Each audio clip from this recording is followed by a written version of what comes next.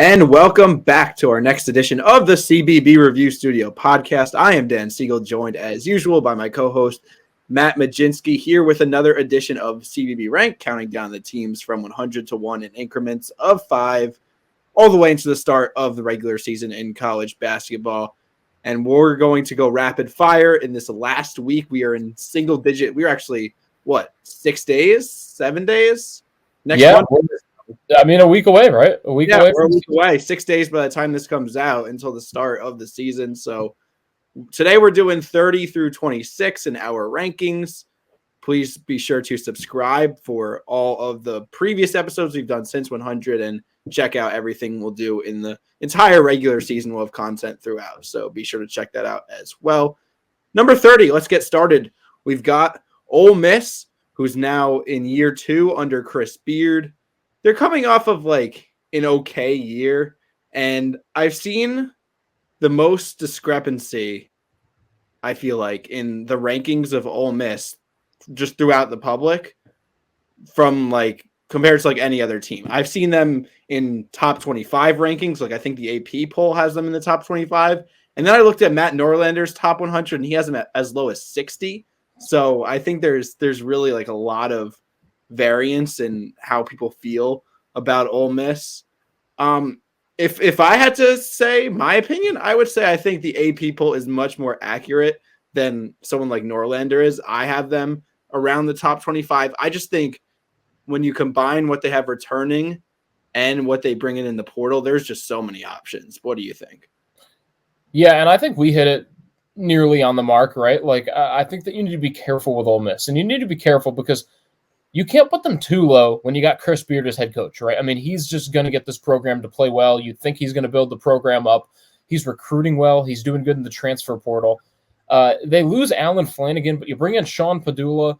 You bring in Dre Davis. They're gonna work really well with Matthew Morrell and Jamin Brakefield. Malik Dia, another good get from Belmont, right? Put up some good numbers, only as a sophomore with the Bruins. So you feel like 1 through 5, and then with Mikhail Brown-Jones, Jalen Murray, TJ Caldwell, a lot of options like you mentioned. But the portal guys that you bring in, Padula, Davis, they were on solid teams last year, especially Davis with Seton Hall. And I think he's a really good pickup. But not total winners, right? You're not bringing in guys that have been to the NCAA tournament, won games in the NCAA tournament. So I think that's the concern, right? Guys put up good numbers, but are they going to be able to really coexist with Matthew Morrell and bring that winning identity to Ole Miss? It's true. I think, they both average upward of 15 points per game. Not all 15-point per game scores are created equal. I do think Sean Padula, if he's on, he's on. Sure. He'll be able to go off on any given night. And I think I really honestly like this defense more than a lot of people do, because first off, Chris Beard is a defensive-minded coach. We have to acknowledge that. And Sure. All his best teams have had just elite defenses. But people are like, oh, they don't have a lot of rim protectors. Well, look at their 1 through 3. Their 1 through 3 of Morrell, Padula, and Davis. Really, those are 3 very good defenders, in my opinion. And especially Dre Davis, who brings that defense on the wing. I think this will be a top 25 defensive team for sure. And you're pretty deep in terms of offensive options. I mean, Jalen Murray averaged almost 14 points per game last year. He's the projected 7th man. So, I don't know. A lot of people are skeptical on Ole Miss. I see the vision. I see them as borderline top 25 team. I think you could be skeptical considering they only won 7 games in the SEC last year, right? I think that's the number. If you want to come up with a number, base it off last season. They were a good team. They had a lot of talented players, but they faded out once SEC play started. Remember, Ole Miss got off to that great start in non-conference. Oh, yeah. They played nobody, but yeah, I remember that. And that's the problem. What are they going to be this year? That's what we're going to have to look at, right? And they've got some non-conference games. I mean, Colorado State and BYU are both pretty good teams. At Memphis is going to be a challenge. Louisville could wind up being good. They got, I think, a little bit of a better non-conference, but we're going to need to see it against the SEC competition because the SEC is deep this year. Agreed. And yeah, they got more teams too, so it'll be interesting. 29, we've got Michigan State, and I think our ranking at 29 is pretty on par with the public perception. A little lower than the metrics. I think they're top 15 in either KenPom or Torvik or both. I'm not sure which, but I think the metrics do really like Michigan State, as I think they usually do. And last year they had like really lofty expectations in the public. I don't think they necessarily have that this year, but Tom Izzo now in his 30th season in Sparty, like he's rolling with a lot of the same guys. I know the losses of AJ Hogarth, the losses of Tyson Walker, those are significant, but I think you can work with that. Jaden Akins, their shooting guard, as we project, is really the proven starting lineup piece. I'm expecting him to take a lot of shots and hopefully put up big numbers there. Guard Jeremy Fears, another guy to really look out for. He's a redshirt freshman. His season got cut short last year. He was actually the victim of a tragic shooting, but he is okay, ready to be in game shape, although we'll see. Like, as Sam rightfully pointed out in the article, it's tough to recover from a gun wound both physically and mentally, so that'll be a nice storyline to look out for. But Matt, I think their biggest strength is just the depth that they have in that front court. I mean, you got Xavier Booker, Carson Cooper, Jackson Kohler. They added a 7-2 transfer from Longwood. This is a team that should be very good at what Tom Izzo likes, and that is defensive interior presence and rebounding.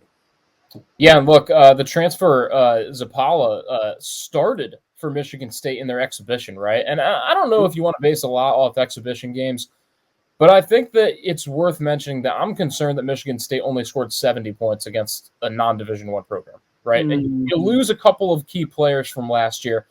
I mean, Jaden Akins was 2 for 12 in that game. He's not going to be that bad. I mean, he just had a bad shooting night. But really, like, offensively, I don't know who they're going to go to. I mean, Frankie Fiddler only got 2 shots in 13 minutes. Like, is he going to be a key player, or is he going to be one of those mid-major guys that can't find his role on a power conference team? One player that did impress me in that game, Jace Richardson. 4 for 4, 2 for 2 from beyond the arc, hit 1 free throw. So he didn't miss a single shot attempt or free throw. Winded up with 11 points to lead Michigan State. And he also led Michigan State with 4 assists. So could Jace Richardson, the freshman, be a counted upon scoring option and playmaker for this team? That's going to be interesting. Also wonder what the starting lineup is going to be, right? Because Zapala got the start. We had him as the number 11 guy in the rotation, considering he didn't put up the biggest numbers at Longwood. You're not sure what you're going to see out of him. But all of a sudden he starts in an exhibition, leads Michigan State in rebounding. So maybe that's going to be a guy that vies for some extra minutes in the front court. Yeah, there's a lot of just question marks on that team. And the hope is that because there's so many guys with some sort of upside, it kind of, not everybody comes into fruition to their potential, but you would hope that some combination of that becomes good, like solid scoring pieces. And you talked about Akins going 2 for 12. I do agree that that's not what he's going to do on a typical night. He'll be much more efficient than that, but that will happen from time to time. And when that happens from time to time, and you're not playing whoever they were playing, non-D1 opponent, but instead you're playing someone in the Big Ten, what's going to happen then? And are you going to lose by like 15 points? Are you going to have your 72 to 57 losses? You know what I'm saying? So yeah. And in 3 years, Akins never shot above 42% from the field at Michigan State, and he's also never been in the role that he is now. So when you go into a role where all of a sudden you're going to take more shots, more contested shots, are you all of a sudden going to get more efficient? Like, I don't know, man. The offense could be suspect at Michigan State. Yeah, I do see the vision with this team. Tom Izzo, all of a sudden, tournament comes along that they name him after March for a reason, yeah. John Rothstein. Like, I see the vision, but I'm skeptical. I think 29 is a little too high for them. But the AP poll kind of has them there too, so it's not just us. Yeah, we'll wait and see. Number 28. This is a team I think a lot less skeptical on than some people. UCLA. I'm honestly on board with giving UCLA the benefit of the doubt after a rough season last year. They're talented, and I don't expect Mick Cronin to stay in the basement, stay in the dust for too long. I have them as a top 25 team. I believe the AP poll has them as a top 25 team. Keep in mind, they are making their Big Ten debut, so a little bit tougher of a conference. But I think they're exactly what you want out of a team that you think will improve, right? Because they returned their core and then they had some holes. They had some real weaknesses last year and they addressed that specifically with transfers. So that's what you want. You got your core back and then you got transfers to fill your holes. Yeah, in the backcourt, I mean, Dylan Andrews is a proven point guard, right? Sebastian Mack could be one of the best rising sophomores in the entire country, right? He averaged over a dozen points per game as a freshman. You're going to be a really good player coming into your sophomore year. There's going to be a lot of attention on him. Kobe Johnson, another player that can play make, right? I mean, at the small forward position, averaged over 3 assists last year. I mean, that's a good addition. Eric Daly Jr. is going to really help out this front court with Ade Mara back there. Lazar Stefanovic, another guy that can really shoot the three-point ball. There's guys up and down this roster. You want to talk about depth, Dan? I mean, look at this team. You got a lot of depth. Sky Clark, our projected 8th player on this team. Mick Cronin has options. Yeah, I mean, they like I said, they addressed everything they needed, and you kind of outlined it. Like, they needed a lot more guys that could score, just quantity of scoring options. And you got Tyler Bilodeau from Oregon State, Sky Clark from Louisville, William Kyle from South Dakota State. Like, those are guys deep in your bench. Those are not guys that are most likely to start, at least as we project it. That's huge, like, to have that kind of offensive upside off of the bench. I think as much as you talked about Kobe Johnson's offense and his playmaking, Kobe Johnson, the USC transfer, his defensive presence at the wing is even more needed for a team like UCLA that really struggled to have that like lengthy, versatile defender last year. And also something I looked at when I was looking at UCLA's statistical profile, they were terrible around the rim last year. Like, that was just horrible. I'm talking about more on the offensive end, and I don't think Mara is really like the solution to that, but Eric Daly from Oklahoma State absolutely addresses that. Not necessarily as a post big, but as someone who could kind of slash and get to the rim and be more of a finisher than they've had. So, like I said, you got some key pieces back. You really addressed what was wrong with your team in the portal. I'm perfectly on board with this UCLA hype. Yeah, I think they're a good team. I think that if you're talking about hyping up one of the blue bloods, right, I think UCLA, it's worth hyping them up. There's a lot of merit to it. Number 27, Kansas State. I think it's semi-similar situation to UCLA. They're a good program. They have a well-respected coach. They kind of had a down year last year, but you look at the roster, it's better, and you're expecting a bounce back. And I think if you're comparing Kansas State and UCLA directly, the difference is Kansas State has a lot more turnover than UCLA did, but I think that's maybe for the best. I think you wanted to kind of overhaul that roster and get new blood in there. And everything starts with this Kansas State team with Coleman Hawkins. Coleman Hawkins, a transfer from Illinois. He plays the 4 spot, and he could do it all. Like, everything you want out of a 4-man on offense. Very versatile, good defender. Ariel, in his article, called him a potential All-American, and I absolutely agree on that point. All right, Dan. And we had to start this over because obviously I couldn't remember everyone's names, but Keontae Johnson and Mark Noel, right? That's what Doug McDaniel and Coleman Hawkins could be. Not necessarily the same types of players, right? But you got a great point guard in McDaniel and a great forward in Coleman Hawkins. But here's why I love this Kansas State team. There are players up and down this roster, right? You got shooters, Brendan Housen, Max Jones from Villanova and Cal State Fullerton. You've got Achor from Samford, right? Another great front court player. Ugana Onyenso from Kentucky, right? By fall, someone from Arkansas, a really big recruit who hasn't really caught on. Could he see minutes here for K-State? Jerome Tang has one of the deepest rosters in the Big 12, and I don't think we're talking about Kansas State enough. I think if we're comparing them to UCLA, I'm a little higher on UCLA, but I'll mirror that a little bit. I think Doug McDaniel from Michigan, I trust Jerome Tang to kind of deal with that situation. He's a great point guard, had a little bit of off the court issues. I think that there's a lot of potential right there because when he's on the court, when he's playing, he produces very well. And you talked about some of their transfers, and I really like how there's that mix of your project guys from good rosters and then also your proven mid-major guys, right? Your high floors and your high ceilings. You got your your project guys in Onyenso from Kentucky. You got Bay Fall from Arkansas, but then Chor from Samford and Max Jones from Cal State Fullerton. Like, these are guys that have been good players at the D1 level, not necessarily the Big 12 level, but like, you're pretty sure they'll at least be something. And that is really what I like out of a transfer class, like balance, you know. I think Chor is like plenty athletic enough to play center in the Big 12, maybe a little undersized, but someone I'm really excited about. I look at this Kansas State team overall. Coleman Hawkins will really dictate the ceiling of it. We'll see. Like, how good he is will vastly determine how good Kansas State will be. But I think they have enough surrounding him so that they're at the very least going to be decent. I think like it's a very safe bet to say they improved from last year. Yeah. I think that Kansas State had an off year last year. They had talent. This year, they could be like the team that made a run in March again. I love this Kansas State team. All right. Number 26, we're staying in the Big 12. We got Texas Tech and Grant McCasland, who loses his core that won 23 games. But they have some really intriguing portal ads, in my opinion. It starts in the front court. They got JT Toppin from New Mexico, a guy that I really liked. Had an awesome freshman year in the Mountain West. I think he'll be like he'll be great to, you know, really boost their production on both ends, right? You got Federico from Pitt. He's your classic, like, traditional five.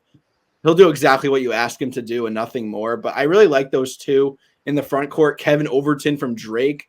He had a good freshman season. Can he build off of that? You got Devin Cambridge. He's back from a medical redshirt.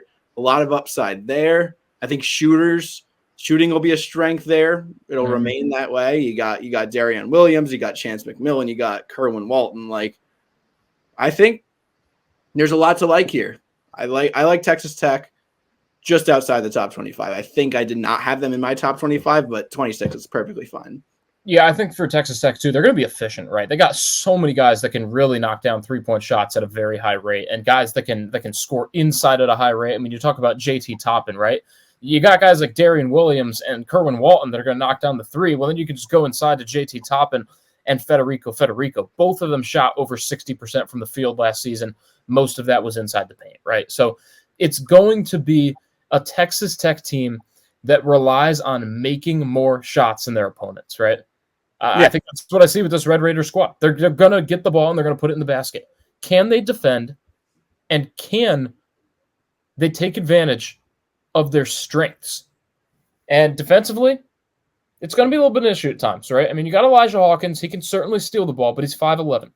So they're going to have to take care of their strengths and make sure that they're efficient, because otherwise you get other teams with bigger guards who might be able to expose that. I think losing Pop Isaacs is also a little bit of a double-edged sword.